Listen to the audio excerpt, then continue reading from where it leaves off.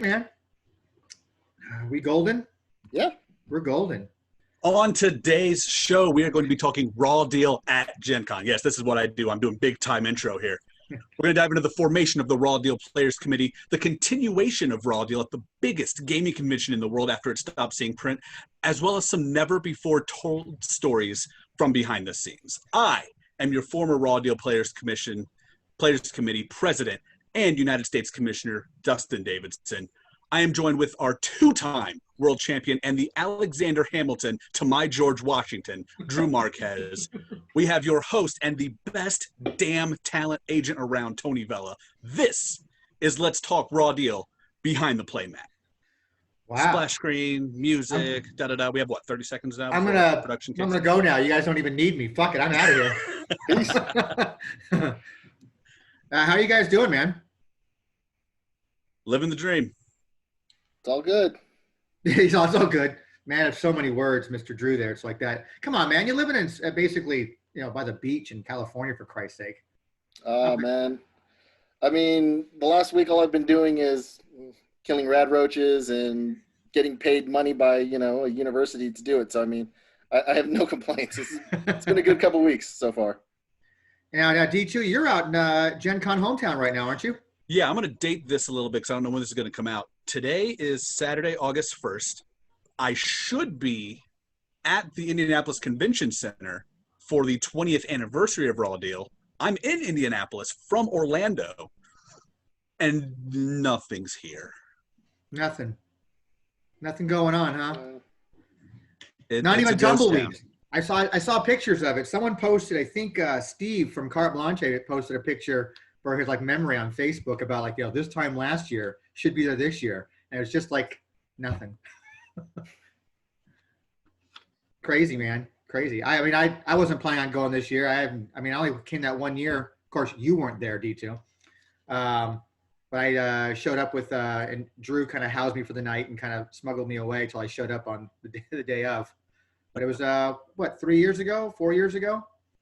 I showed up. Yes. And just, I think it was 4 because 5 years ago was my last con, and we went for the day. And then the following year was, of course, the one you finally show up to, and I'm not there. Yeah, I know. A little butt washer tried to keep me from finishing first in my tournament and just kept impeding my path. It was a very interesting day. But, My daughter loves you. What can I say? Yeah, Uncle Douche is here for her. What is she seeing him? I don't understand. Whatever. Gifts. So what brings you to Indianapolis right now? Why are you there this year? Of all times. Of all times. Well, I actually ended up coming to Indy. It's my sister's 29th birthday because I'm awesome and had the cash to come and surprise her because, yay, COVID, working at home, not spending as much money as I normally would. So I decided to come up here for the weekend, say, hey, what's up, and watch her ugly cry as I show up and unannounced. Oh, you came unannounced, huh? Yeah. Nice. Didn't you even post on Facebook you were headed out there? Not until day of. Oh, day of. Okay. Yeah. Once I actually got into the airport. I got you. I'm like, yay, I'm here.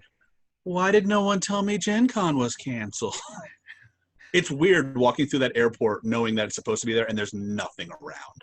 It's so weird. Yeah, I was going to ask you, how does it feel like actually coming there and there's nothing going on there, man? It's like this time of year at places like Buzzner, it's over 90,000 people show up for that event every year, and it's just nothing going on now. I mean, even the flight up, because I flew up from Sanford, Florida, which COVID capital of the world right now. Hooray. Yeah. And the plane was almost empty. It's insane right now. The state of the world that we're living in, it's crazy. I went back to California a few weeks ago for my grandmother's funeral and flying over, my first time flying, because, I fly quite a bit with my other business all the time, but this is my first time flying in a while. And, a flight that's supposed to hold 175 people only had, 65 people on it. And it was just so weird being on a flight that's just got a whole area to myself, and just weird, just so weird. So being there, it's like that with Gen Con. I mean, obviously we're going to be talking about some Gen Con memories, I guess, right now. You haven't been there, you said, since about 5 years ago now? Yeah, 5 years was the last time I was there. And we just went for the one day because we were heading up to see family up in Michigan, but we made sure to stop by so my oldest daughter could at least experience it and see how everything was, catch up with some of the people, drop off some product that I still had, do what I can. So what was your experience like being there? Like, I mean, being your last time there. I mean, you were there with Drew. I mean, The last you were there time for I was one day, there, right? It's a one day. yeah, we just did the one day, but it was a completely different experience because I haven't ever since Gen Con moved to Indy. I lived in Indianapolis, so I hadn't missed a single one until the one year I ended up. Once we moved to Fort Wayne, we just couldn't do it financially. So that was the one time I missed out of almost a decade.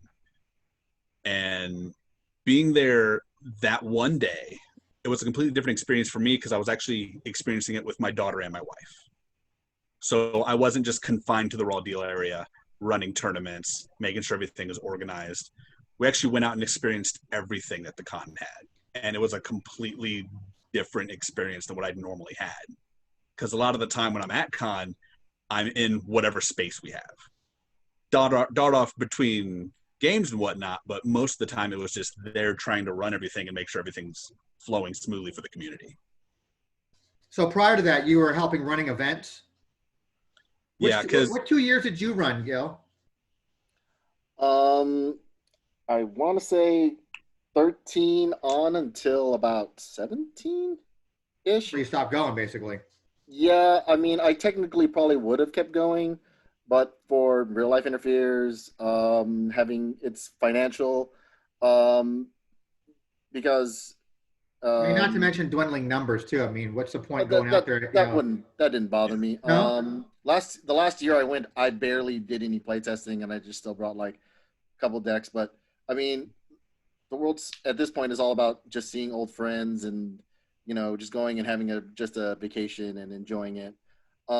Technically, it was all financial. The reason why I stopped going was my dog got cancer, and my wife and I had this discussion where, well, you can either do poker trips and potentially make money back, which, or you can go this Gen Con trip, which you're guaranteed to definitely not make money back. Yeah. So it was just one of those, well, this has to go if we're going to pay for like $20,000 in cancer meds and treatments and all this stuff. Not to mention you guys make a nice vacation out of doing San Diego Comic-Con too. So that's a big.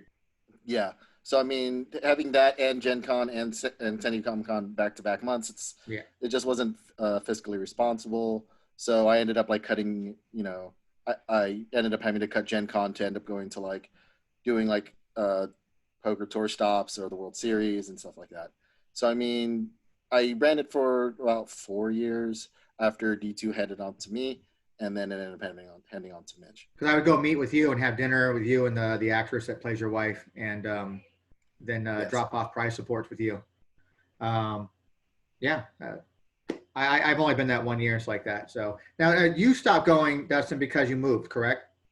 right, and I'm glad you brought up the dates because 13 was the year that we just couldn't do it financially, and that's when I handed everything over.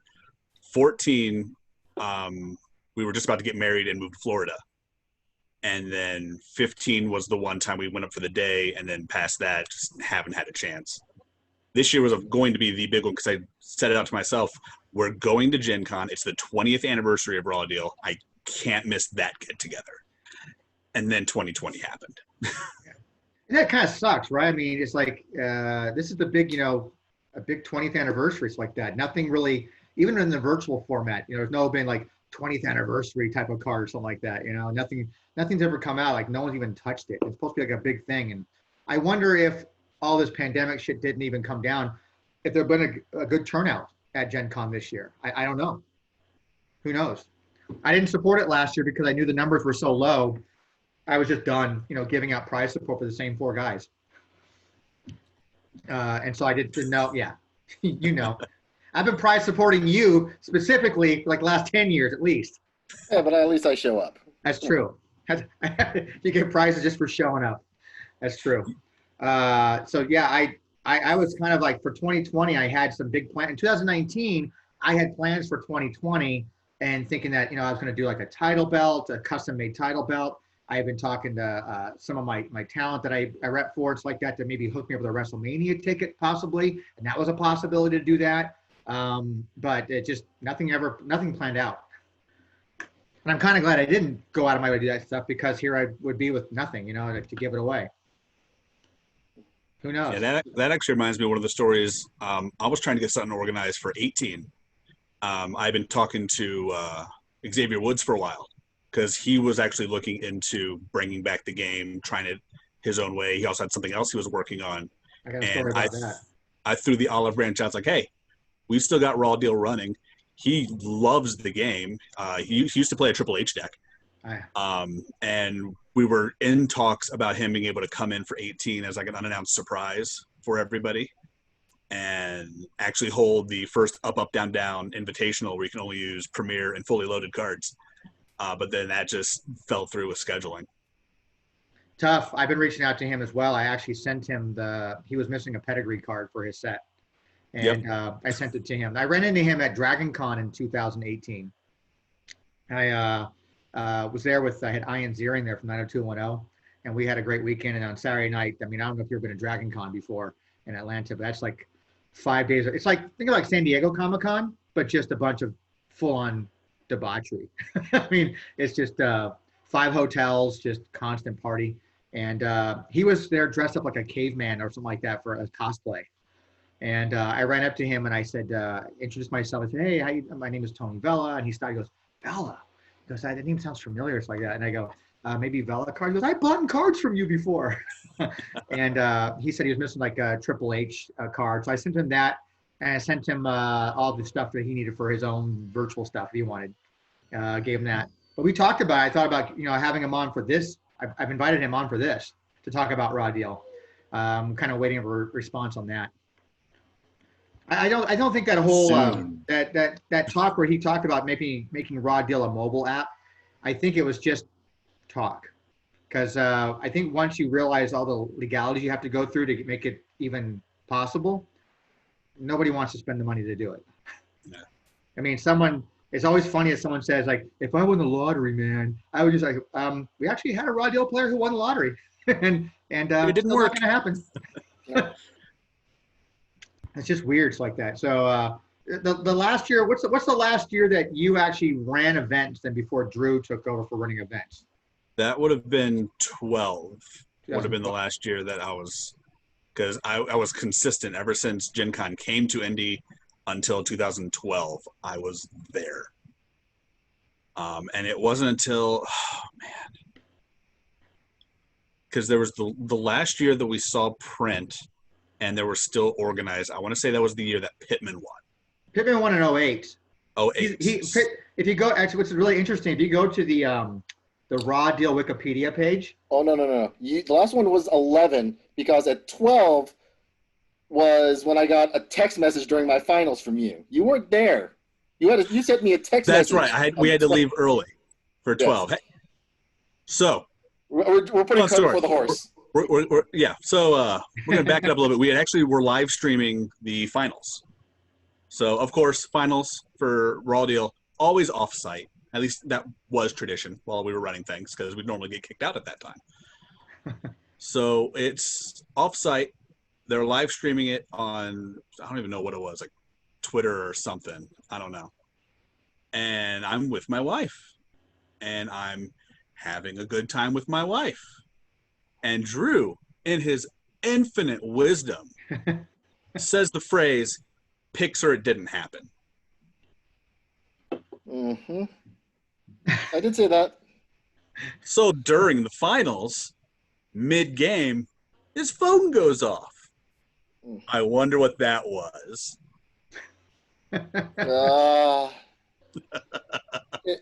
It's been stored in my memory bank for a little too long, and it goes in the fat bank. But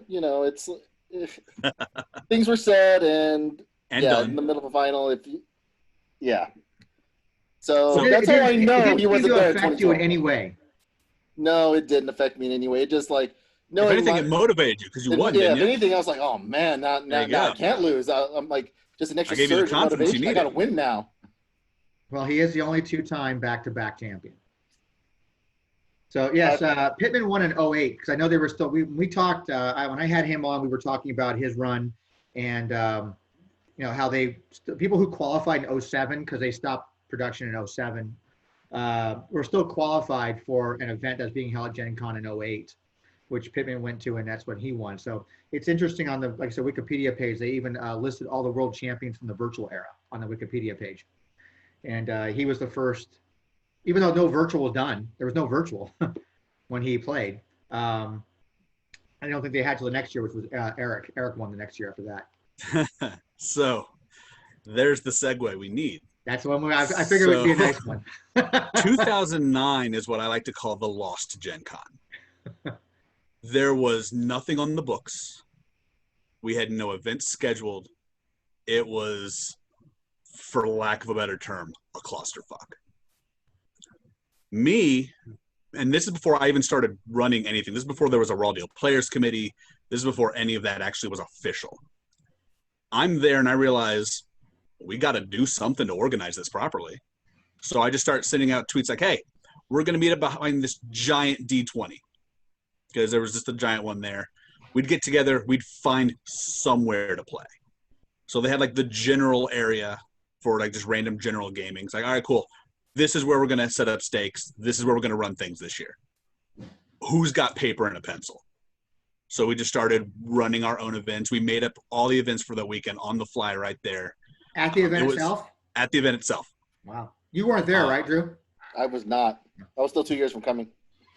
And this was still, you had to qualify to be in the finals for the actual world championship. So we played a game, whoever won, boom, you're a qualifier. We played a game, if that same guy won, cool, second place, you're in. Eventually, it got to the point where most people that had played had won. It's like, oh, hey, Andy Goff, you're here. You're the highest ranked Canadian. You're in. It's just, at that point, it was. You're like grabbing people right out the street. It was basically the game, foundation. It was the foundation of the Open. Yeah. We just didn't realize it at the time. So we get through most of everything. We get to the finals. They kick us out. So that's what started the trend of the finals is offsite. So we're in some random little like conference room, and they play out the finals. Eric wins. The lost champion. I say the lost champion because, to my knowledge, he's also the only world champion to have been kicked off the playtesting committee. Really? Why is that? So when we were developing the virtual set, we had it so that, yeah, you play test with some people in your play group, da-da-da-da. But there was one superstar in particular that we had as a basically double secret lockdown. And that was Muhammad Hassan. Everyone was under strict orders. You don't spoil this around the community. You play test this internally with your guys. And that's it. He goes posts it all over Facebook. Bye-bye. You had one job, and that was it. Has he like completely disappeared since then? Because I actually tracked him down. I haven't heard from him in the Raw Deal scene. I've seen him a couple times with some Super Show picks, but after that, I hadn't heard anything from him. He's also, in my opinion, the only world champion with the worst world champions card. What card did he design? Fire. Allen, wasn't it his Allentown? It was the one that was specifically built for his play group. It's like, here, search for these Allentown 6 cards. was done by I thought Allentown was. Oh wait, maybe it could be. You're right. It could be. Yeah, it's like search for these 6 cards, and then you can't do something else. But it was the 6 cards that were big in just his play group. I'd look it up, but I don't have it anymore. So. So that was the year that things started forming, and there was a fun little sit down with Eric was there. We had someone else, and Andy Goff was there with us. And that's where we started talking about we need to get this organized. If we're going to keep doing this, we have to have actual groupage, and we have to have proper representation for all of this. And peel back the curtain a little bit. The Raw Deal Illuminati does not exist. I don't know what you're talking about. But that was the formation of the Raw Deal Illuminati. Wow. But it doesn't exist. I don't know what you're talking about. Exactly. Just scrub this part. Yeah, I'll just edit it out. Apparently I have an editor now, so I'm going to have someone go ahead and edit this out. Sweet. So yeah, that's interesting right there. So now I'm kind of confused now. When did virtual actually first started getting formation then? When was the first release ever out? It was out for 2009. because we had the 10th anniversary. Correct. And then Eric's deck was a cane deck that just abused that mid-match action that he has. Mm-hmm. And that's where we started getting major revisions. And it was every year after Gen Con, we'd see, all right, what was disgusting, what was broken that we didn't see, and fix it after the fact. Well, you talked about the Raw Deal Players Committee. It's like that. When did that form and how did that come about? And what the hell made you the president of it? Well, I wasn't originally. If memory serves correctly, Pittman was in charge at first. You know, because I had him on just last week, and he never once mentioned anything about the Raw Deal Players Committee. Only that we did talk about Raw Deal Planet, which was a secondary site that he had, and my affiliation with that as well, doing all the backstage autograph session cards. But I don't remember him ever mentioning anything about being on the RDPC. My memory on it might be a little fuzzy because I have been hitting the head a lot with chairs. Okay. Makes sense. But if memory serves correctly, he was in charge at first, and we had like the whole hierarchy with Creed and Nate and whatnot with the actual development side of things. And then he just kind of disappeared, and I said, well, I'm always there. I'm already the U.S. commissioner. What the hell made you the U.S. commissioner? I said it. Oh, there you go. Brought into existence and done. I mean, it worked, didn't it? I got things done with the help of others. I got things done. I mean, I'm looking at it, it's like, hey, we got a UK commissioner. Why don't we have a US commissioner? What was your job?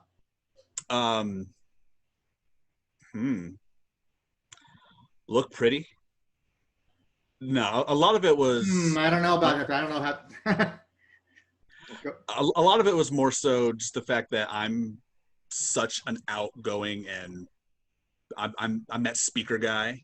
Like, I felt we needed an actual like figurehead and voice for everything. Like Creed, wonderful voice and everything.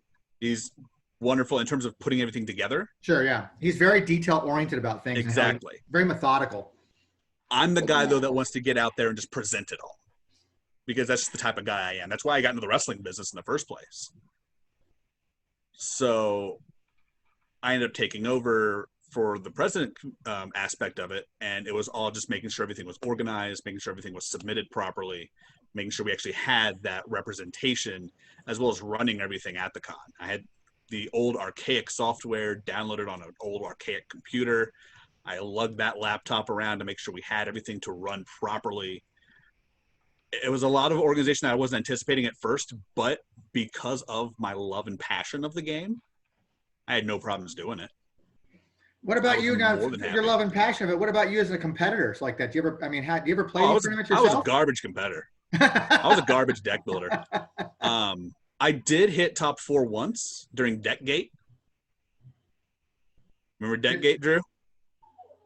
Anybody actually show up for that, or? Oh yeah, that was a pretty big tournament. That was the year that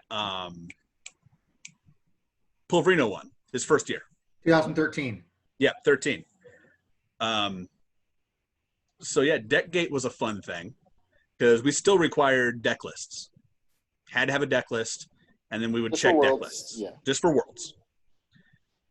And then Worlds came this year, and there were compatibility issues everywhere. You had your deck list was wrong. Almost everybody had issues with it. And it was supposed to be at the time, your deck list doesn't match up, that's a loss for that round. You're out, yeah. Nobody's deck list matched up.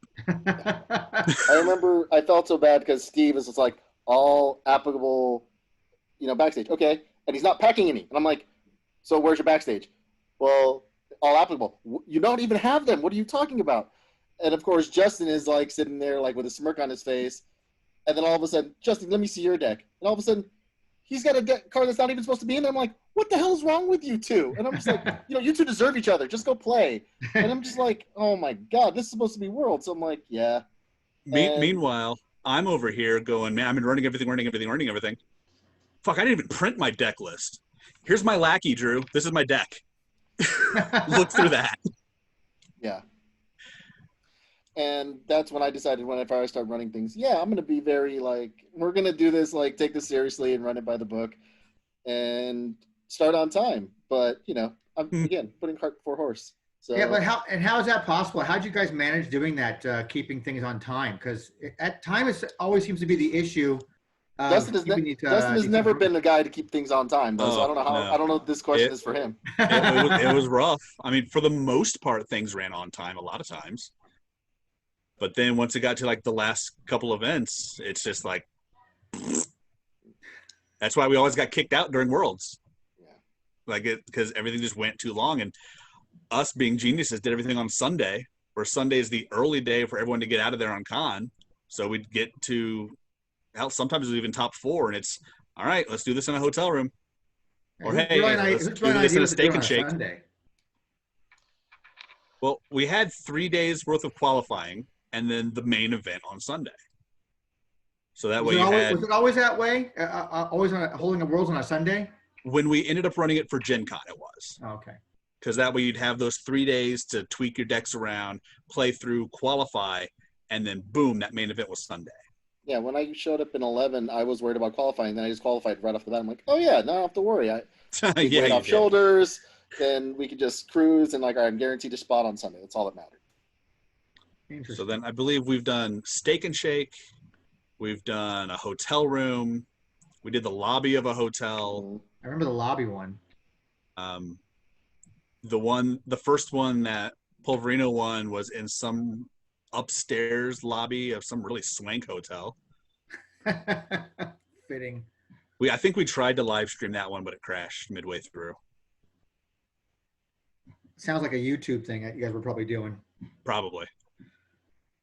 Which there's probably games from past championships still up on YouTube. Oh, I'm sure there are. With my garbage commentary in the background. Nice that you have garbage commentary. Yeah, worth watching now. Yeah, that's what I do.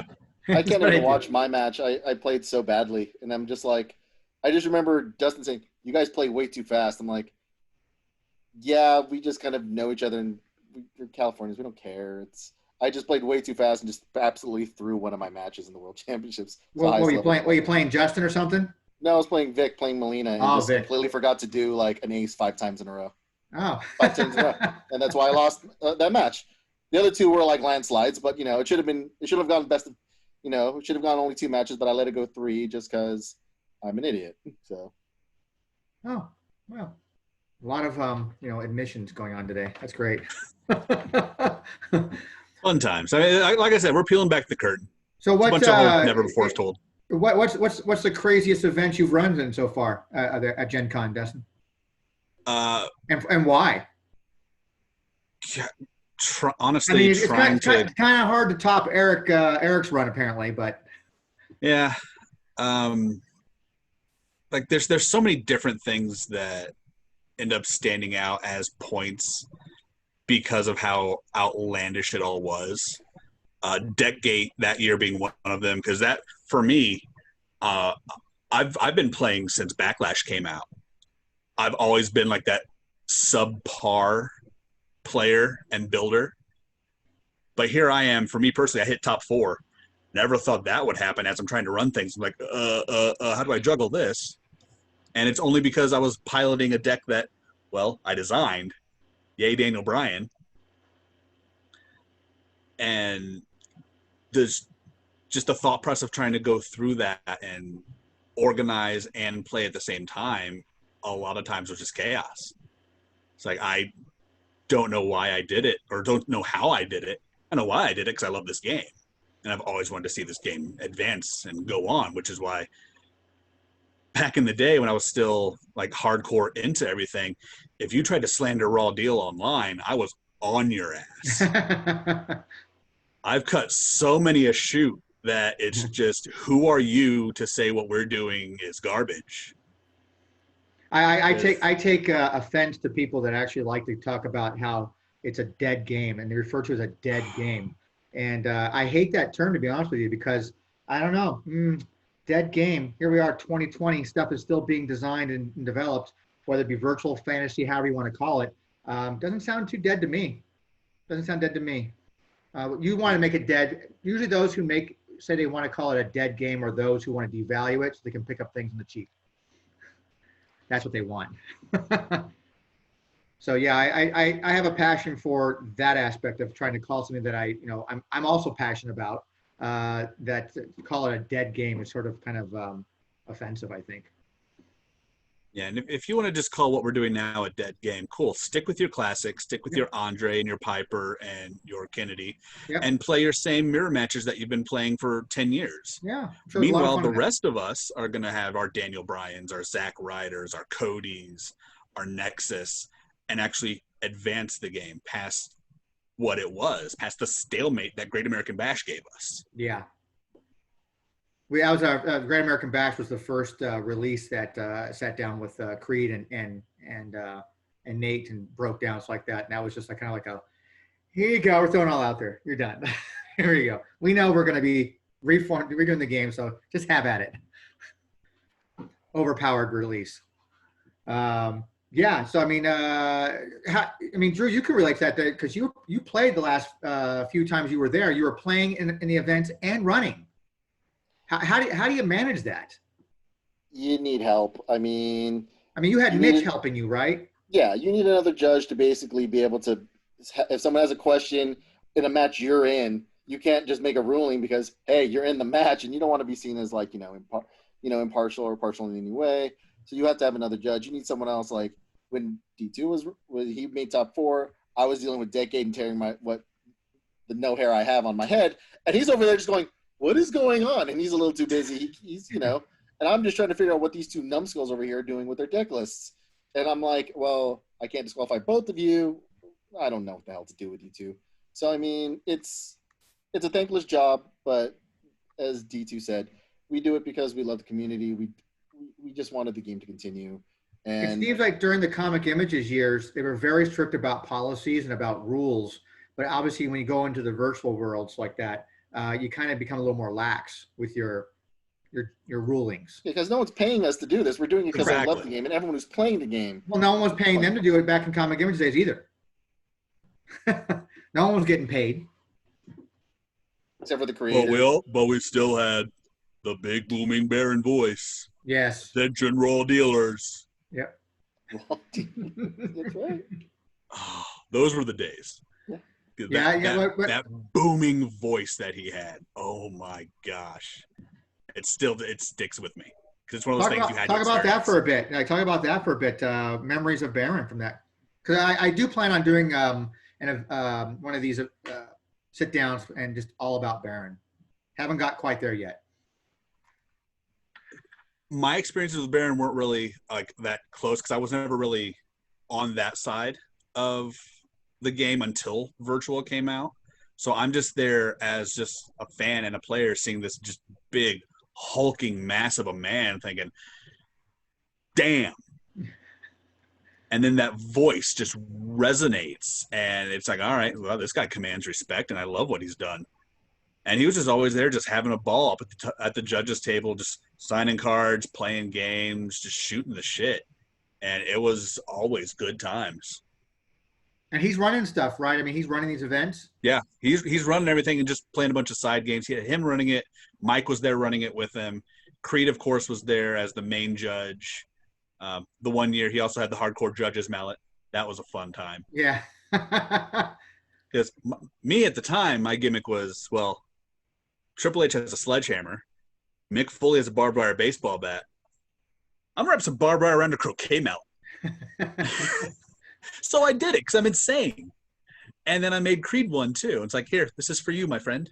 And that's where our bond actually started. So it's like, I've seen that picture. It's pretty hilarious, actually. And I think that was the year after the RVD experience. The RVD experience. Well, Rob was there one year. Okay. At Gen Con. Yeah, and just randomly walked into the Raw Deal room and said, hey guys, what's up? Hi. So just line of pictures just randomly. It's like, oh shit. So that was fun times. That's fun. So that's basically 2 times in 2 different events that Rob showed up for then, right? Drew? I believe so, yeah. Because I had him come to the first ACMT.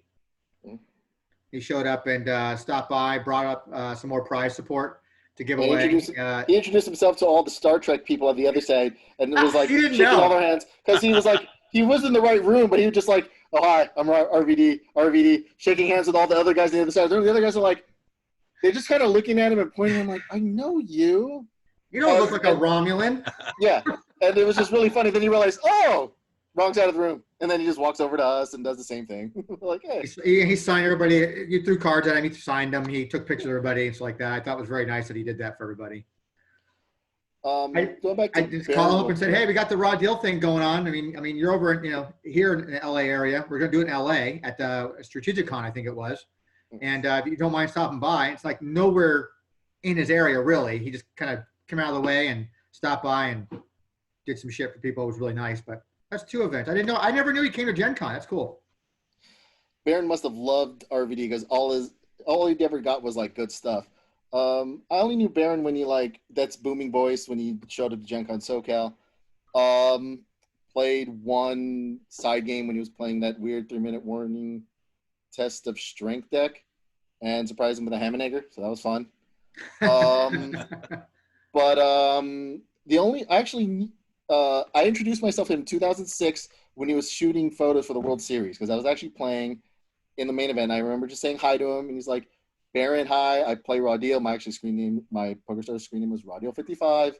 Obviously, it's after your game. I just want to say hi. So he actually found me during the main event and actually took pictures of me at my table. So I thought that was pretty cool. That's nice.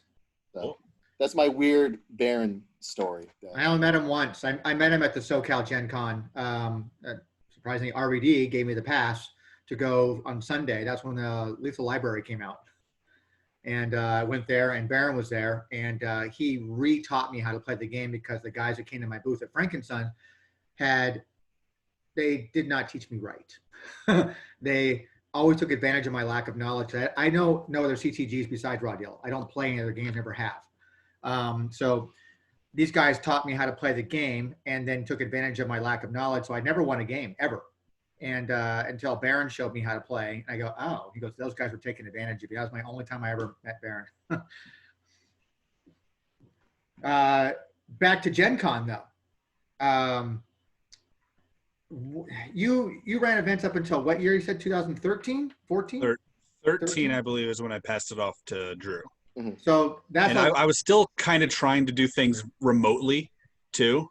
Because I had a couple live videos that I'd sent out and stuff, and I was trying to be involved, but just couldn't be there. Now, that's how much I loved it. I was still trying to do something. When we started doing the virtual stuff and started creating prize support, you also helped get a few of the cards signed, correct? Yeah. There was a couple early drafts of the first backstage signatures that we had that I took with me to a Chikara show up in the Michigan. We Must Eat Michigan's Brains, which was Daniel Bryan's first indie show after being fired for Tiegate. So I ended up getting 2 sheets of them signed, and they're actual Bryan Danielson signatures. Yeah. And then there's a couple from the Osirian Portal, Ultramantis Black, just some of the random ones that you wouldn't associate with Raw Deal, but they were there. Yep, that's one of only. I think I did 2 sheets. So it'll be what, 18 of them, 16 of them? I believe 16. Yeah, 16. Because some did them in sheets of 9 somehow, and some did them like me did in sheets of 8. Yeah, I had sheets of 8 for that one, so I believe he did 2 sheets for me. And yeah, that's one of those harder ones to get. Yeah, I mean it's not the least amounts like that. I mean I have a Vince McMahon one in here. There's only one of them. I have an Austin Aries. That's only one. Because I managed him, and he was nice enough to give me at least one. Nice. There's only 2 CM Punks, and we're sitting with one of the guys who has one of them.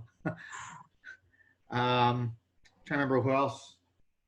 There's only 2 of for a while there, I was only getting 2 because I was feeling so bad about trying to get more than that. 2 from the Dudley Boys, 2 Muhammad Hassan and Davari together. I think that's pretty much in the 2s. No, I think I got 3 by Pat Patterson and 3 by John Laurinaitis. But only 1 Vince McMahon. The one who's signed the most for me over the years has been Nash. So Nash has signed. He's the only one, by the way, who has signed. Oh, I take that back. Kurt is too. So I have Kurt Angle and Kevin Nash have both signed a version 1.0, a version 2.0, and a version 3.0. Nobody else has done those. And the only reason why Kurt is on a version 2.0 because I had blanks with me when I had Kurt at the Indianapolis Days of the Dead convention last year, and Scott Hewlett showed up, and I gave him a blank one of those, and he had Kurt sign it. So he's the only one to have that one signed by Kurt. But Kurt signed the 3.0s and the 1.0. Other than that, Nash did. And Nash is the only one who signed as 1.0s as Kevin Nash. He signed 2 as Oz, 2 as Vinny Vegas, 2 as Big Diesel, and 2 as Big Sexy. So those were fun. But you got other ones assigned. Who got DDP to sign originally? That one wasn't mine. And then Ted DiBiase? I think those might have been Calvin Patton. I think you might be right. And I think Pittman got a couple signed too, I think. Yeah, I think Pittman did a few too. Calvin, circling back, Calvin, huge help to everything that we did. Like, even going back to Deckgate, he was that other judge that was there looking at this going, the hell did you guys do? Interesting. I didn't know that Calvin was part of that. It's interesting. Yep. Our Raw Deal $1 Million Man. I just chatted with him a few days ago. I sent him, he wanted a copy of that wonderful card for the Commissioner Rules. I'm so proud. I'm so happy with that card. I love that card so much. It's an amazing card. I like that card a lot too. But he wanted one, so I sent him one, and I sent him a couple of blank signing appearance, backstage autographs, basically. Only 1.0s and 2.0s. No more 3.0s. I'm not giving any of those away. Yeah, Fun fact, if you talking about the Commissioner Rules, if you go to Google and you type in Daniel Bryan Chokes fan, my picture is the first one that pops up. Your picture is the first one that pops up. I'm also in his book. Are you? Yes. I didn't even know he had a book. Oh yeah, it's pretty good. Not by name, but the that Michigan show was his first one. Myself and one other person ended up buying all of the ties that were used instead of streamers for that show. Really? Yes. Because, I mean, you're getting fired for choking someone with a tie. You're not getting streamers. You're getting ties thrown at you. So, and then the rest of the indies took off with that. Yeah. The very next show, he goes to California. So, of course, I show up with 10 ties. And then everyone's like, oh, my God, this is the greatest idea ever. And basically because of, D2. And I'm just like, yeah, there's like a thrift store down the street. Just pick up a tie. It'll be like $1 or $2. So everyone comes back with ties. And, of course, we looked at the string on video with like 50 to 100 ties. Same idea. That's great. We went to like 7 different Goodwills and just bought out a whole bunch of ties. That's awesome. You have any other cool memories that people don't know about from Gen Con? Or besides Gen Con, forget about Gen Con for a second. Actually, other than Gen Con, did you play any local tournaments in your area besides that? We had a couple local in the Indianapolis area that started back in the day because we used to have like the Team 11 guys, Fish and Hatch, like some of the bigger names from like the tag scene before it went out, that they were basically my mentors when I was getting into it. No one really ended up striking big from Indy until after the game finally died, when Scott finally took it. Good old Scott Hewlett, yeah, and his run. We had a nice conversation about his run, but he's one of those guys that he tried to get better every year. So he took his losses and learned from them. Just like when I talked to James or Jimmy, however you want to call him, like that. I mean, he took it like an athlete, man. He treated it like he was an athlete. Like, I fucking lost this year. I'm coming back. I'm going to get new trainers. I'm going to get new equipment. I'm going to go out there and study and try harder. So like that. And then you get Rick Pittman, who I had him, and I was blown away by the fact that he basically lost in 07 and just took the year off, didn't do shit, brought the same junk with him for the 2008, no play testing really, and just won. Didn't do anything. Totally two different mindsets on how to run through worlds. So I guess I actually forgot, didn't really realize that you were an Indianapolis guy. Yep. Because every year for con, I literally lived like 20 minutes down the road. Not So underneath that's the why it's like table? I have no excuse not to be here. I thought you just lived underneath the raw deal tables. That was 1 year because I didn't have a place to stay. I ended up saying, fuck it, and slept under the tables. Why would you need to stay anywhere? You're 20 minutes away, man. I go 200 Because I was also a young child at the time, and my parents just dropped me off, and there you go. I didn't have a car with me. So it's like, well, I'm here. Shit, I'm hunkered down under this table. Bring a pillow and a blanket. And I had a backpack. I was fine. you're good to Like go. like a true con goer. Just use my backpack, curl up. I'll be fine. So you two guys met because at Gen Con for the first time? Yep. Yep. Because I always heard about this douchebag guy. And then we end up playing, and he's just, you gonna do anything? Oh, my turn. Okay, you doing anything now? Like, bruh, the hell? Mutual love of raw deal, and yeah. Nice And dude. noodles. And noodles, definitely noodles. And noodles. The unofficial sponsor of Raw Deal at Gen Con, Noodles and Company. Noodles and co. That's funny. Well, and come on, and a little bit of drinking too. Come on, right? Not a drinker. Oh, No, Like- there was Ruth Chris. There was like a lot of eating because Oh. we're not skinny dudes. No, So wow. Ruth Chris is not cheap either. no, No. that was a treat. that was a And it was celebratory. wonderful. Like, let's go to. Hey, a secret here, Dustin. That's pretty common for Drew. You know, he's Mr. Yeah, which is why I appreciate that. Pick this man up at the airport, chauffeur him around, and get a meal out of it. It works.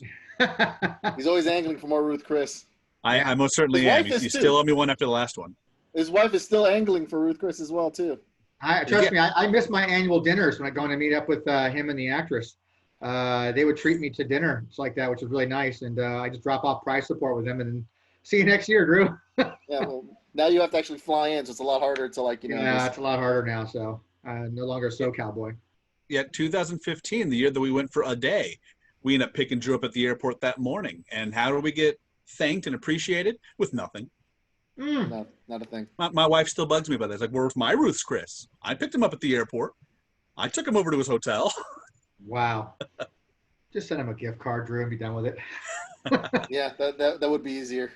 I might have a Texas Lucy's card around here somewhere or something. I don't know. You can have that one. What else? So how did the Raw Deal Players Committee start? Does anybody know? Willed into existence. More or less. I mean, it was the conversation at the Lost Gen Con where we realized that we have to get organized.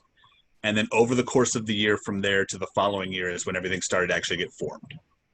And we all got together. We made sure, okay, we're going to keep doing this. We've got to make sure we have that organization going.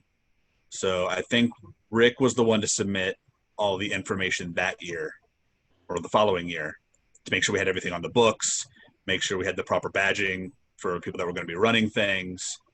And then the next year is when I ended up taking over, making sure, okay, we got to get everything submitted. We got to make sure the badging is all set, whole 9 yards. So Calvin was the always- last year was considered 2009 with Eric. Yeah, 2009. 2010 was when we were on the books, officially on the books as the Raw Deal Players Committee. That's when we, good old SoCal went for 3 straight years in a row as world champions. That's when Justin came there. It always bugs me. It doesn't really bug me. I find it comical that was the year we did the, I think it was the second year we did Adam Kreitz, correct? Or first year? It wasn't the first because Eric won the first. Oh, well, I know he won the Justin first. He wasn't going. I don't know if Justin went in his place or no. That's right. It was. So it's the second year. Second.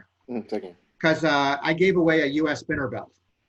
Yes, he did. And well, no, second year. I'm talking second year for Adam Kreitz. I gave away a spinner belt there too. Oh. So I had about 30 belts sitting in storage, and I gave away one, not knowing that half of them were signed by John Cena. I had no idea.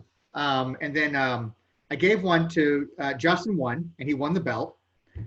The motherfucker turns around and sells it to help pay for his expense to go to Gen Con. He goes, "Don't worry, I'm going to win the other one in Gen Con." And he does. He did. And he does. At Steak and Shake. And he does. Called a shot, did it, no problem. He Babe Ruth that shit. Unbelievable.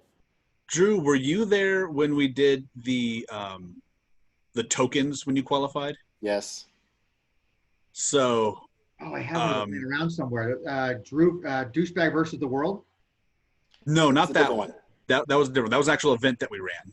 But the Yu-Gi-Oh booth actually had it to where you could come in, get your picture taken, and have tokens made, like just generic tokens. So if you qualified, you got your own custom token with your U.S. commissioner holding the belt and shaking your hand, welcoming you in. If you qualified, and then top 4 got their own special individual one. And it was just a fun memory just to have from that year because we had the ability to do it. So how did douchebag versus the world come about? Because So- I have some of those. Douchebag versus the world. Was that 13? That would be I believe that was 2013. Yeah. Because you had just run roughshod over everything. And I want to say there was a special prize associated with having those douchebag versus the world tokens. Yeah, I'm not sure what they were. I know it's a play on the hardcore tournament thing, I think. There was, and it was actually pretty sweet. It was like, I think it was like a superstar. And then I think only one person beat me the entire time. So in the end, I should have just been giving it to anyone who played me. But in the end, I think I played like 10 matches in the challenge, and there was only one winner. And it was literally a sealed deck. That was the only match I lost. Yeah, because it was during Intro to Raw Deal, wasn't it? Yes. So this guy that's never played Raw Deal before ends up beating Mr. Two-Time. Shows up. I draw a hand of ass. I'm like, oh, look, there's no reversals in this. This is going to go horribly. He draws 2 elbows, and he just whops the floor with me. And he's the only one who gets that token, and he probably threw it away 2 weeks later. Because they were just paper at the time.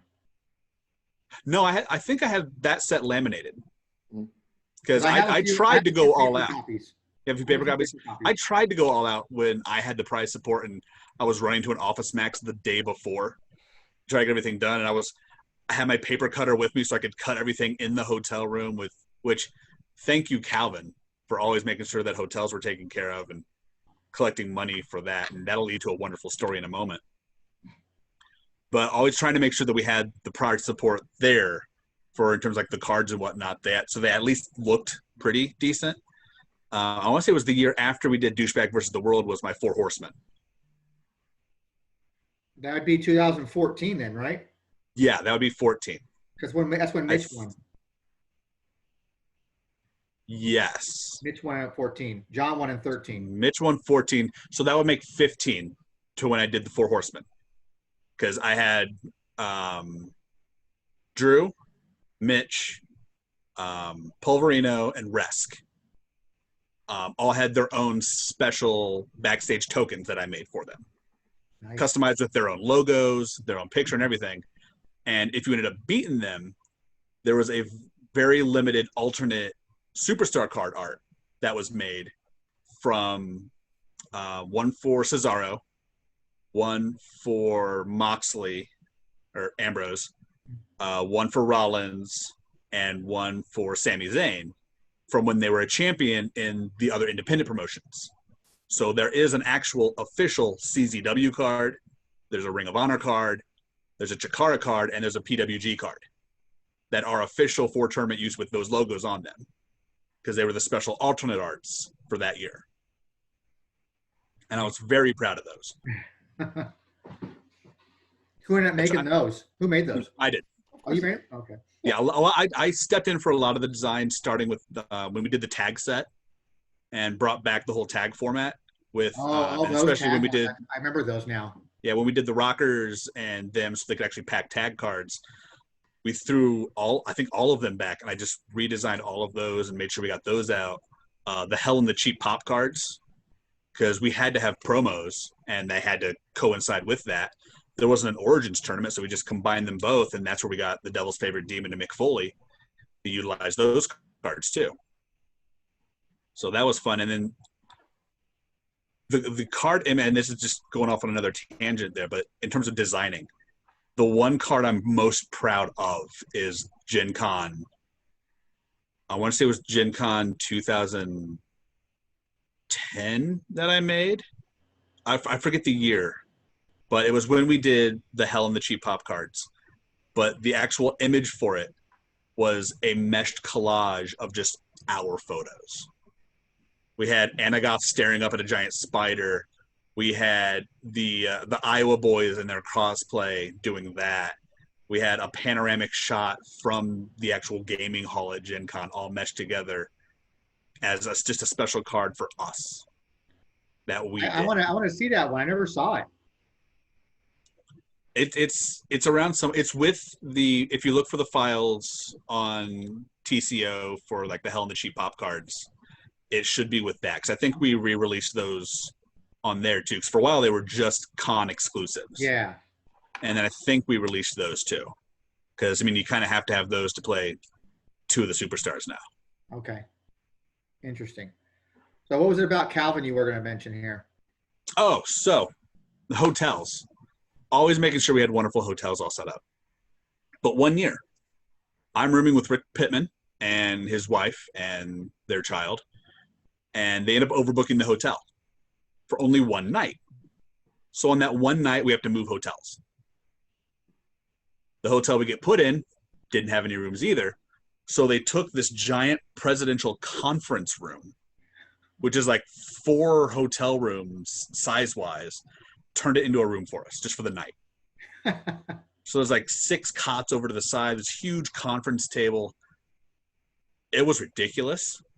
I didn't really use it that much. I saw it for maybe 20 minutes and then slept. But the one Gen Con memory that will always be burned in my skull.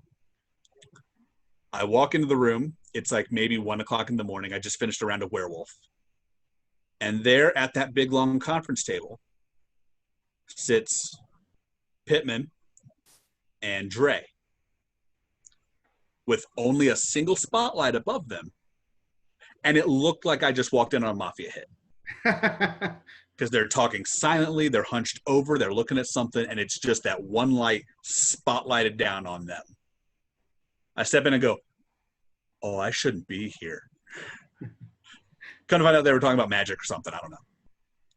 But that one visual, always something that'll stick with me. You know, you bring up magics like that, it makes me want to ask you, like I ask everybody else like that. Did you play any other CCG games as well before Raw Deal or since? Nothing. It was just Raw Deal that I got into. I dabbled with Magic, not really enough to actually try to get into it. Like I have friends that played, so they're like, "Oh, cool, teach me how to play." And then I play with some of their decks. Like, "Oh, this is cool." Didn't really do anything with it.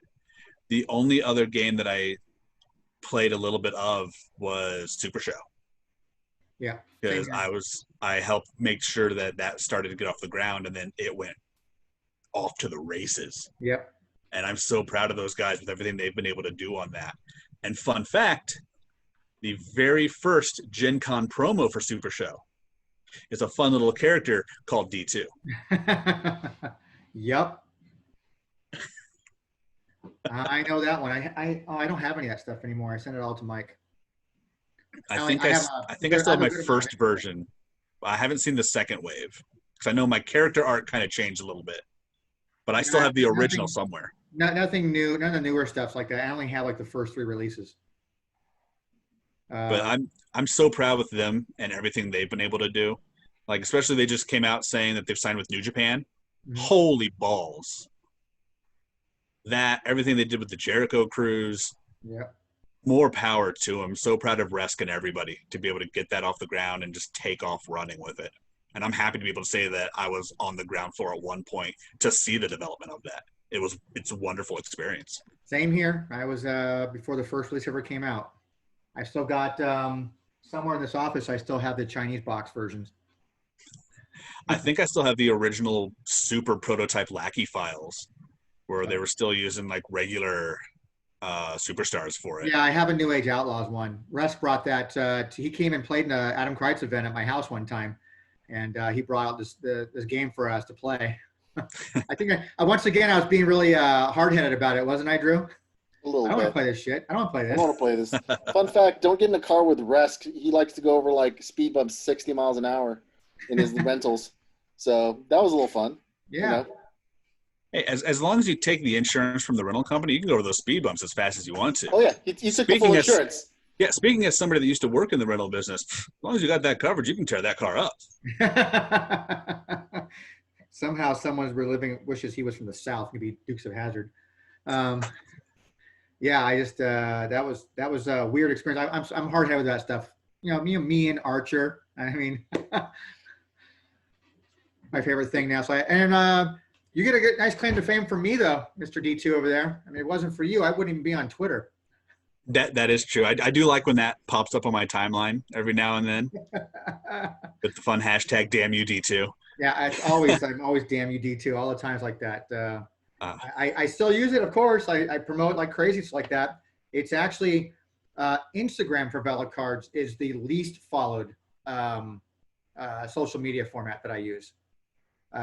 Not a big Instagram guy, so I never. That's the one that I never did. And you think I have an account. Dealing with a product that's based on imaging, images like that, you would think that Instagram would be a little bit more popular for me, but it's not. It's by far the least popular of the 3 social media pages that I use. Facebook definitely number 1, but Twitter is strong number 2. I hate Twitter, and damn you D2. That's what I'm here for. Yeah, of course I manage that one, of course, and I have 5 other Twitter accounts that I have to manage as well. So I think at my height I had 4 that I was doing. Well, I run a convention one in Anchorage, Alaska that I run all the social media for that, called Arctic Comic Con. Later this month will be having my first virtual con that I'm producing myself with my partner Spencer from Florida out of Tampa. We're doing Top Rope Con coming up here August 26th and 27th, I think. I think we're going to stick with those dates, 26th and 27th. And right now I have Nash was the first one to jump on and said he'd help me out with that. Katarina Lee Waters, who was Kaylee Lee Burchell in WWE for a while. And then we have Melina. We haven't announced her yet, but she'll be announced here soon. Spoiler. You heard it here first, guys. Yeah. And then I've got, let's just say a couple of brothers who I working out their schedules to make sure they're available first. Are they Good brothers? Good brothers? Nope. Oh, okay. Nope. One is still currently with the WWE, so I have to work around the SummerSlam schedule. Oh. And I'll just say recently involved in a world title match. Let the detectives figure that out. But we're trying to work out the details on that one and find out. We were going to do 3 nights. Now we're just doing 2 nights. And hoping to kind of keep it as an ongoing thing because since COVID hit, it really kind of destroyed my greening promotions business. And I can't book anymore. So no one's traveling. So I'm trying to reinvent it. And I decided to jump into the virtual convention world and see how that happens. Because that's supposed to be my bread and butter. VelaCards has always been something that's a secondary thing. But since COVID hit, it's become a primary focus. And it's been really good. Raw Deal has been very good the last 4 months. Sales that I haven't seen in 15 years. It's been insane. I think virtual has something to do with it, but primarily it's the classic comic images stuff that people are just dying to get their hands on. A lot of new players and seeing a few old school guys coming back in and playing again and wanting to buy stuff. But mostly it's new players. If you go to the Facebook groups and check out what's going on, a lot of new people asking rules questions, looking for certain cards, the simple, easy stuff, first to tap throwbacks, patented rock, foot stomp throwbacks, the easy stuff, looking for the easy, cheap stuff. I still pop in from time to time to try to help out with some of the rule stuff. I may be retired, but I can get off my rocking chair every now and then. That's what I was going to ask you next, was about, your involvement in Raw Deal right now. Like, what do you do with Raw Deal right now? Every once in a blue moon, I see you jumping on TCO. Of course, I'm once in a blue moon on TCO. I think Drew's the same way, once in a blue moon. What are you doing with Raw Deal now? I want to say I stepped away when we were producing the set that had the Wyatt family in it. E5. Because I remember helping with that a lot. And then, I just family focused on that and just kind of took a step back. I still designed some stuff and had that sent off. But then once we moved down to Florida, it's just like, well, I feel like an old man. I've got the body of an 80-year-old. I'm in Florida now. I can retire. Yeah. Let's pop in every now and then, answer some rules questions. I actually just did that yesterday from the airport. It's like, hey, I'm here for Gen Con. I can answer some questions. Why not? Yeah. I mean, hey, you'll win this year. Nah. Scott will show up, and then there we go. There you go. I don't know if he has any cards left, so you might have a chance. We'll just have to rock, paper, scissors for it at that point. I think he has a few. All my stuff's still in Florida. I think I still have some stuff. I still have my Daniel Bryan deck put together because that's my baby. That's the one. Any little comic image stuff you ever looking? I'm pretty sure I've got some Jesus Interferes somewhere. Yeah, I'd be interested. But yeah, so just a lot of cool stuff still happening. I hear. I'm like you. I kind of took a step back. I don't pay a lot of attention to what's going on. I dip in every once in a while. I'm the last guy to answer any rules question. Every time I try to do a rules question, someone goes, "Nah, Vela, you're wrong." It's like this. I'm like, fuck it. I'm not doing this anymore. I'm tired of trying to answer questions. Clearly, I don't know how to play. Drew, you monitor the TCO boards at all? Still? Every once in a while, I'll just randomly just log in through sheer force of habit, just see like, oh, this has been development, and most of the rules questions are usually answered before I can get to it. So I still just do it just to pop in, see what's being developed, and I'm like, yeah, I don't have a say in the development at this point because I haven't done any play testing. I just want to go like, oh, I just want to see what's going on in the world still. Do either of you guys ever like? What do you miss about playing in Raw Deal? People. Yeah. I mean, at this point, the community just basically became a family, and that's what Gen Con was the family reunion. Like you have the fun uncles like Drew. You've got the cousins that you miss like Mitch and all the Iowa guys. You had that weird creepy kid that shows up, but you still love him anyway with Mackie. I met Mackie. Love him to death. I met Mackie and Brian. Mm-hmm. I met them a couple of years ago. I was doing I did a convention. I think it was probably Chiller Theater in Parsippany, New Jersey. And then they came and met me, and we went out for dinner and had dinner. It's my first time meeting those guys, and so yeah, they're kind of passionate guys. Kind of passionate. I'm going to use that word, passionate. But I enjoyed hanging out with them. I thought both of them were really nice, and I think there was another guy named Lewis that was supposed to come and meet up with me. And I didn't get to meet him, but yeah, it's my only experience with him. So I'm sure you guys get to see Scott Mackie year after year after year every year. So I was happy to hear when he finally did win it, because it was always bridesmaid, always, and a lot of times it was just one simple misplay, and it ate at him. So I was happy to see his name finally at the top there. It was a good feeling to see that. It was last year. Yeah. I still have no official record of who won. I mean, how the games went, how the tournament went last year. They don't either. So I mean, yeah, I think last year might have been one of the lowest turnout, or not last year, but year before last. No, last year was. I think. Last year. Yeah. I think there's like 4 or 5 people. That was it. That's all there was. So last year was the first year in 10 years I didn't prize support. So I mean, the early days of prize supporting, I don't even remember how I even got them out there. I think I shipped them to somebody. I always loved the prize support. It was either Drew or Calvin that came in with a lot of prize support. You shipped it to me one year too. I shipped it to you one year. I think the year you shipped it to me was the year that we had the I'm sorry.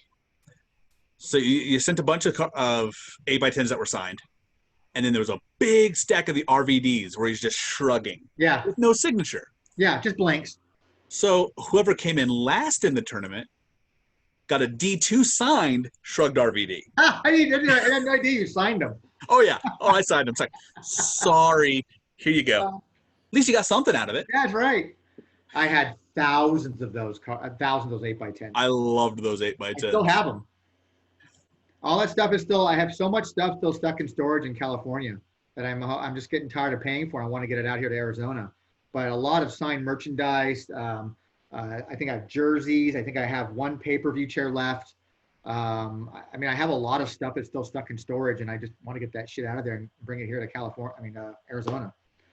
But keep making plans, and those plans keep getting falling through. Hoping to get it out here, but I'm hoping one year we do something again. I was really hoping for something for 2020, like a big Gen Con type of experience, or a big some kind of an event that would be worth price points. I've still got a lot of signed merchandise that I could easily, send out. But I've had this conversation with people before about, like, is it worth even having, prizes? Like, if nobody Just seems run Adam Kreitz there. Just run Adam Kreitz. People will show up, apparently. I mean, we get more. I think we get as many people for Adam Kreitz as we do for Worlds. I really do. I think we do. I know that Marlon from the Four Ponies, they all want to, have something again. Marlon keeps asking me, like, just tell Drew if he ever wants to play, I'm willing to play. I'll meet him anywhere to go play. So I mean, he's been thrown down. Well, he's willing to play, man, and I appreciate guys like him who are passionate and want to play and stuff like that. He doesn't know it yet, and if he watches this between now and then, I just sent him a thank you package day before yesterday, which I don't do very often. I just don't have. I sent him a nice little thank you package because he's been a consistent customer for 12, 13 years. So I will probably like to see something happen after we see what the world's like in 2021 to have something for maybe another Adam Kreitz. I'm down for doing that again. I know Luke runs some amazing events in the Northeast. Luke Lash has been doing some cool stuff up there. I know Eric and I think Scott up in the in Canada. They've been doing some cool things up there as well. In addition, of course, development now. Yeah. I like to see people get together because I agree with you, both you guys. It's about the people and the game. I would never be sitting here talking to you, Dustin. I would never be, meeting with Drew. I've seen Drew more in the last month and a half now than I have in the last couple of years through Zoom. But it's about meeting people, man. This game has brought people together. We all have a Baron story, it seems like. We all have some cool behind the scenes stories for things, whether it be virtual or classic stuff. And it wouldn't be possible without this game. Because this game is different than other stuff, which I've talked about other people before, which is if you are a Magic player or a Yu-Gi-Oh player, there's only so much in that world you can talk about. And it's kind of like you're done and you walk away. But we have wrestling, and it's something that we all kind of grew up with and we're fans of. We may not watch it like we used to, but we still have stories and we can talk about that shit, which is really cool. Some of us even got into the business. Yeah. Some of us, yeah. You're the second guy because Scott Hewlett went back to wrestling again. Yep. And so, I mean, I can never do that. I can never do what you do. I can never do what he does. I'm always up behind the scenes kind of guy, and I'll admit that. Mine's all right here. It's all voice. Like, my days of taking bumps way, way over. I mean, I've got messed up back, messed up knees. Like, nah, I'm utilizing the talents that I have, and that's this voice. So for a while, when I first got in, I was doing ring announcing up in Michigan for a company called VIP, and I was the velvety voice of VIP because I had that. Utilize my assets, this throat of mine. That's why anytime like there was big, say it, Jer. Say it. I'm gonna say something. I want to say something right now. I've noticed with most people who are in wrestling, so this is going to be you as well. There's no bigger fan of D2 than D2. I don't know. My kids, they're up there. They're up there, huh? They love seeing Daddy do what he do. Okay. So we got to get you an action figure. You need a custom pop. I have one, and I don't know where it is. Oh, that's just bad business. Well, I've moved. So okay, a lot of stuff is still in boxes. A lot of raw deal is still in boxes. When did you move to Florida? When did you move to Florida? 14. Okay. It was literally the month after we got married. Okay, that we ended up moving to Florida. You got no damn excuses now. You've moved. Come on, man. 6 years. God, has it been 6 years? Oh my God, it's my 6th anniversary coming up. Crap. That's next month. Oh, boy. So, Drew, you want to do an Adam Kreitz next year? Sure. Assuming like we're all alive and, there's still United States and, and there's not World War III. Yeah. Nuclear fallout, then yeah, sure. We'll find out November 2nd. Yeah, exactly. Unless there's a delay in the balloting or all that, whatever. Yeah, that's not good. Well, and which people don't have the power to do. Anyway, let's move on. Yes, please. That's a completely different tangent that we go down, and that's a rabbit hole I don't want to go down. Yeah, Please we don't not, want not. to be talking about that. So, you think what are your thoughts on going forward for World Championship? They plan on having a World Championship this year. They're still planning on having one. But it's going to be done through Discord.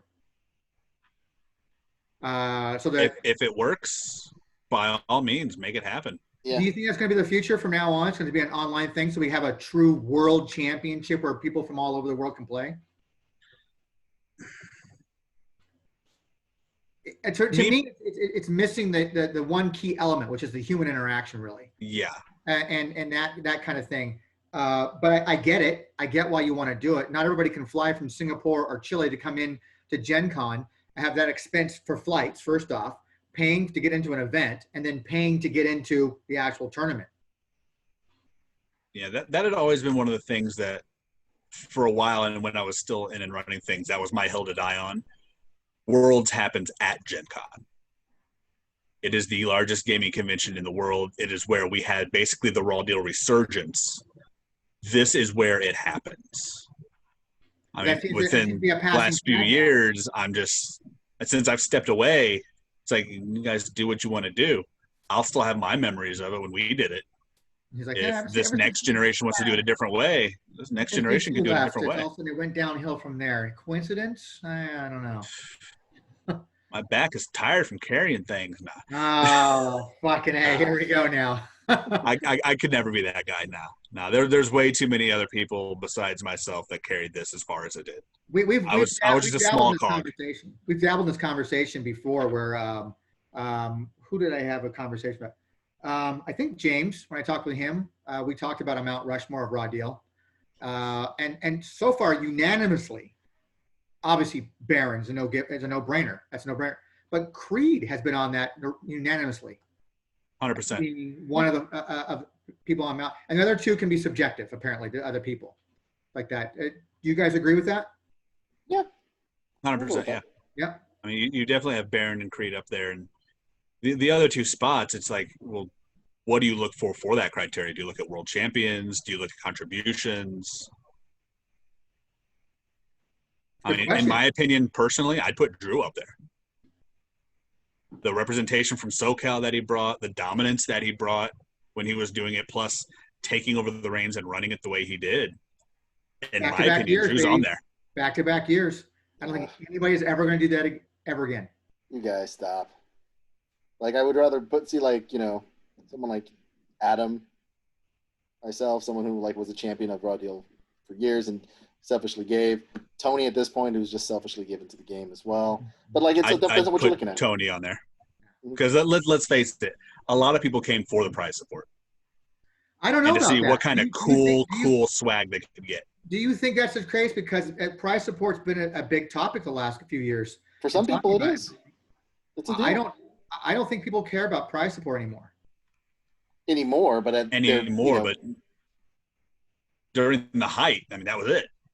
I mean, what kind of cool shit do I get from Gen Con this year?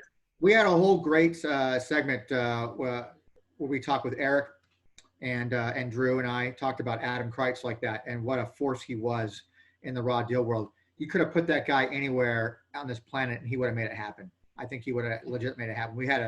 It was the whole reason why having the Adam Kreitz Memorial Tournament was to honor a guy who he put SoCal on the map, for Raw Deal. It was a game that was predominantly all Northeast, just like most of wrestling is, the Northeast.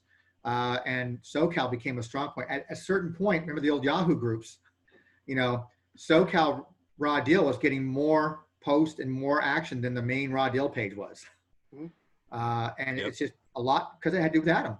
Yeah.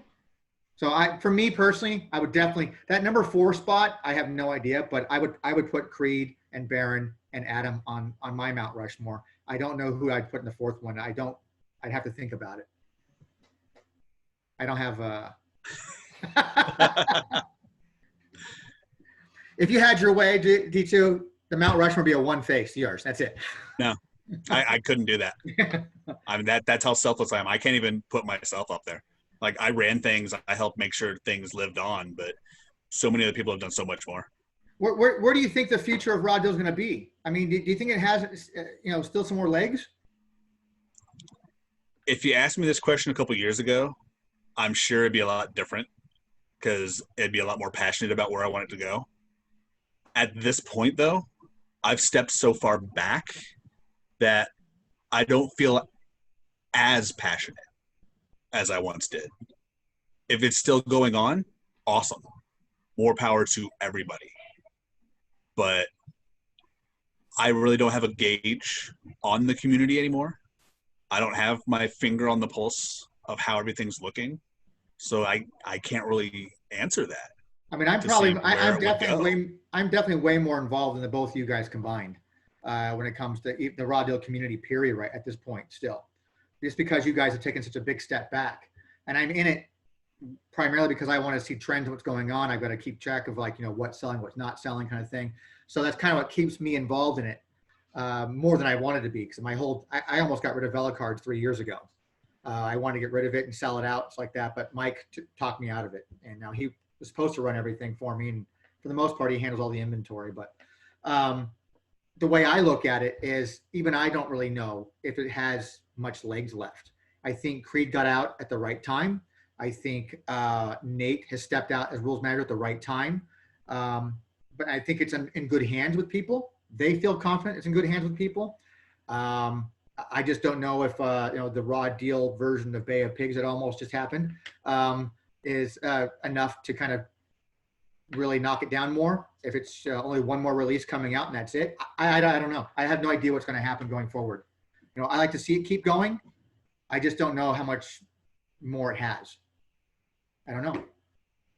I like to see it. So I'm always curious to see other people's opinions on what they think about Raw Deal, if it's still going to be going or not. Or, now, as I told you before we started, got on the air, what I read to you guys from the possibilities, I don't know if that's going to happen. Who knows? Because you'd think in terms of longevity, you can always make Raw Deal because there's always new superstars debuting coming through. So your source of who you can release is endless.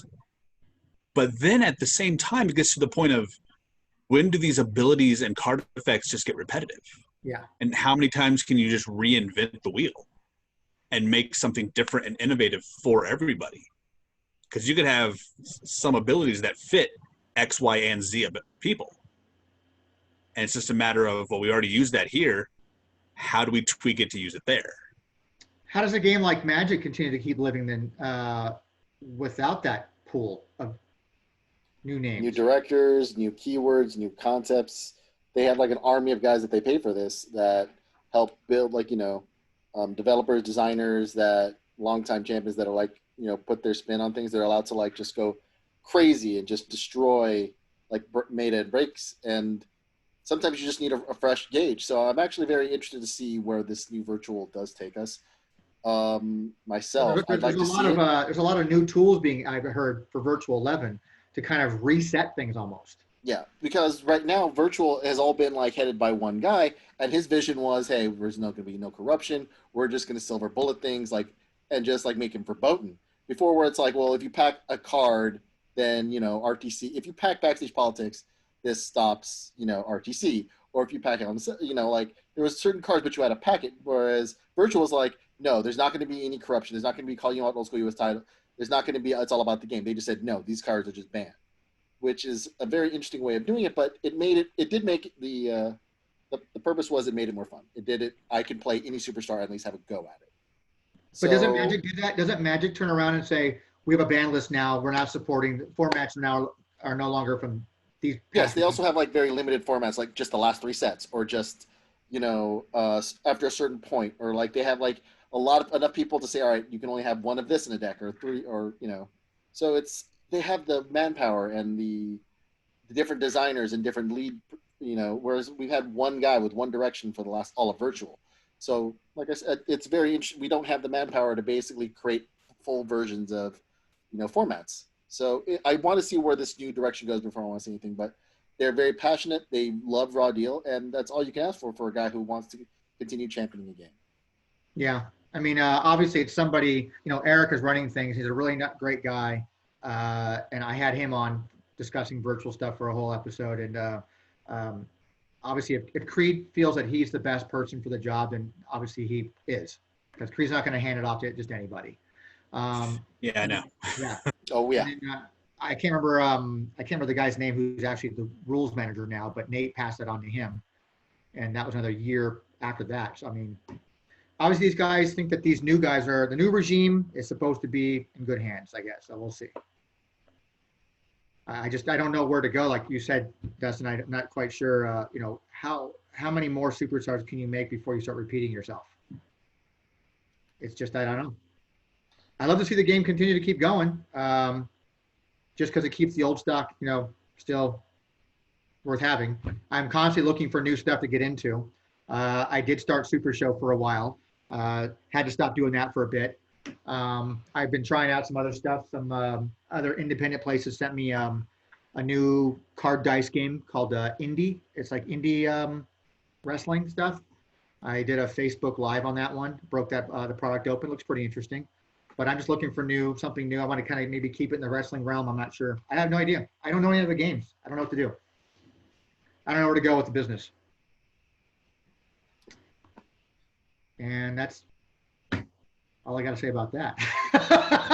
Jesus Christ, that was fucking dead air there. I think we're starting to get to the end here. I think we are. I think we're pretty much. We've gotten a lot out. Any other little hidden gems that you been dying to share at all?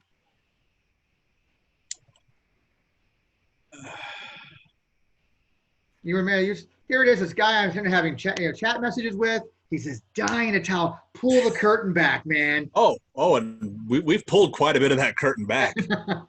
I mean, there were some picks that happened.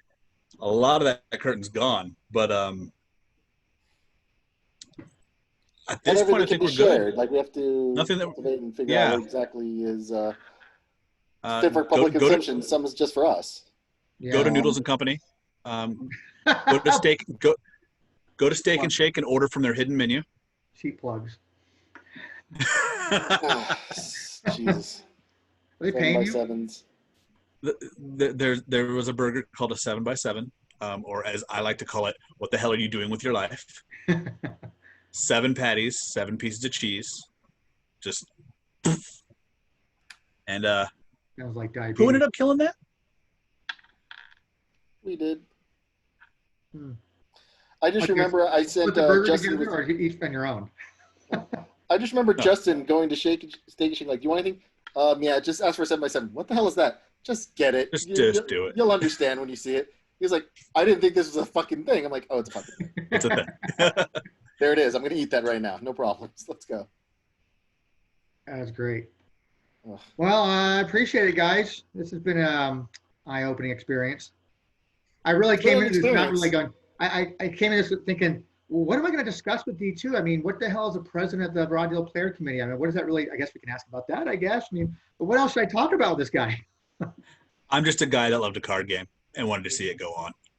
That's really all it comes down to. I think you did a good job of that. That's all of us in this room. Damn good job of that, I think.